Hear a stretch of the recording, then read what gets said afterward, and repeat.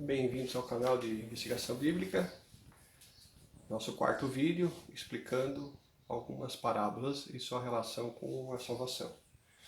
Agora eu vou explicar mais duas parábolas, da grande ceia e dos talentos. E eu vou aproveitar essas duas parábolas e também explicar dois milagres que Jesus fez, que foi a multiplicação dos pães, a primeira e a segunda. E o que eu entendo desses milagres? A gente tem que entender que, às vezes, quando o Messias fazia um milagre, ele queria dizer alguma coisa. E tem uma lição nesses milagres. Então, eu vou relacionar aqui nessas colunas. Quem está acompanhando meus vídeos já sabe mais ou menos. Que eu acredito que vai haver 3 salvações sequenciais. Então, vou começar. Parábola da grande ceia. Essa parábola, ela está prevista no livro de Lucas, capítulo 14, 15 e Mateus 24, 1 a 14. Então, ali, um rei chama os convidados para a bodas do seu filho. E o que acontece? Cada um dá uma desculpa. O primeiro diz que vai para o campo. O outro vai para o seu negócio. E os terceiros pegaram os servos desse rei e mataram. Então ali já tem uma tipologia das 3 salvações e mais ou menos o que vai acontecer em cada uma delas. O pessoal da primeira salvação provavelmente vai ficar trabalhando, não vai nem se aperceber, envolvido com os problemas do mundo. Os segundos vão estar mais abastados, né? O mundo vai estar confortável, em teoria, né? E cada um vai cuidar do seu negócio. E no final, a tribulação vai se acentuar e quem ficar do lado de Deus corre o risco de ser perseguido. Então, essa é a minha explicação da parábola da grande ceia. O que ela relaciona com a parábola dos talentos?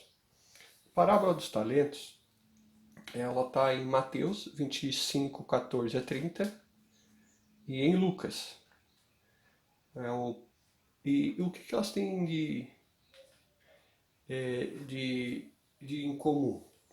Em Lucas, aqui não é 5, é 10. E aqui não é 2, é 5. Tá bom? E esse aqui é um só. Eu acredito que como Lucas é uma testemunha que veio depois do tempo de Jesus ali, no tempo de Paulo, ele apenas trocou os números, mas os detalhes são o mesmo.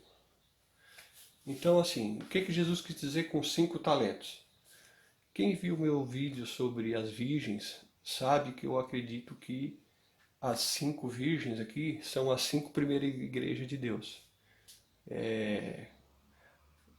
Seria Éfeso, Esmirna, Pérgamo, Tiátira e Sardes. Então essas 5 igrejas são os 5 primeiros talentos. Então esses servos aqui de Deus, com esses 5 talentos, vão render mais 5 talentos para Deus. Aí ele diz nessa parábola, servo bom e fiel, entra para o gozo. Então, entra para o gozo quer dizer para a salvação. Aí o segundo servo ali recebeu 2 talentos. E ele diz, eu recebi os teus 2 talentos e consegui outros 2. E ele diz, servo bom e fiel, entra para o gozo do teu mestre. Tem tudo aqui, ó.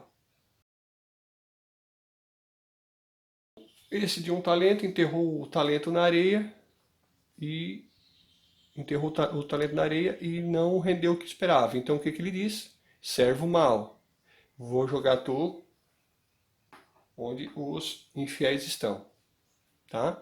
Os infiéis são o joio. Tá? Parábola do joio, tem uma parábola do servo bom, parábola do joio de trigo, onde explica essa situação. Agora, o que eu posso relacionar essas duas parábolas com a primeira multiplicação dos pães? Então, amigos, relacionando a multiplicação dos pães com as parábolas. A primeira multiplicação, Jesus estava no deserto e uma multidão seguiu. Então ele, para alimentar aquela multidão, ele pegou 5 pães e 2 peixes. Então aqui 5 pães e 2 peixes. 5 pães relaciona com a salvação. E o 2 peixes relaciona com a segunda salvação. Ou seja, aqui vai ter o arrebatamento das 5 virgens e vai ficar testemunhando as 2 igrejas do final, Filadélfia e Laodiceia. E aqui acontece a ceifa. Eu só coloco aqui a explicação.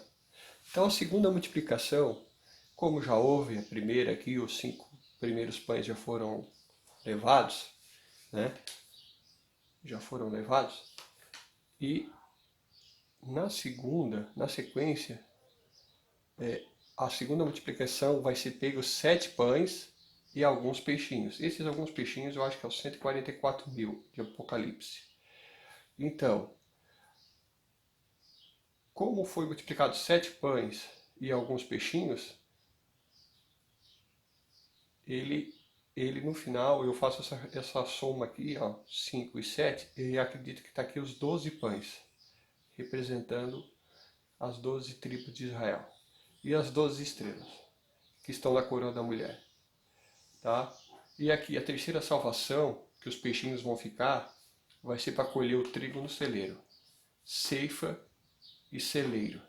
Tá? Então a ceifa é do trigo e o celeiro vai ser enchido com trigo. E quem não for arrebatado nessa vai para o lagar. Então vai ter um arrebatamento do mal. Qual é o arrebatamento do mal? É a vindima, onde o pessoal vai ser recolhido e levado para o lagar. Por isso que está escrito, haverá fé na terra? Quando Jesus vir, ele vai vir para pisar o lagar. Então, quem é que vai estar no lagar? O joio. O joio foi aqueles que perderam essa e essa salvação. Mas mesmo assim ainda Deus vai ser bom, e depois de ele pisar o lagar ainda vai ter a salvação da carne. Mas a salvação da carne é uma salvação sem fé. O pessoal que for salvo aqui, ele vai viver no milênio. E no milênio as pessoas vão ter uma vida comum igual a nossa.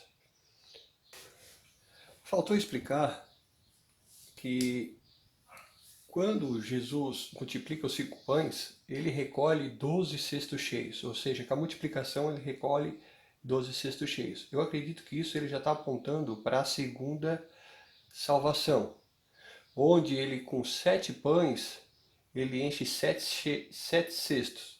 Então esses 7 aqui, esses 7 pães e esses 5, reflete nesse 12 aqui. Esse 12 é um número completo.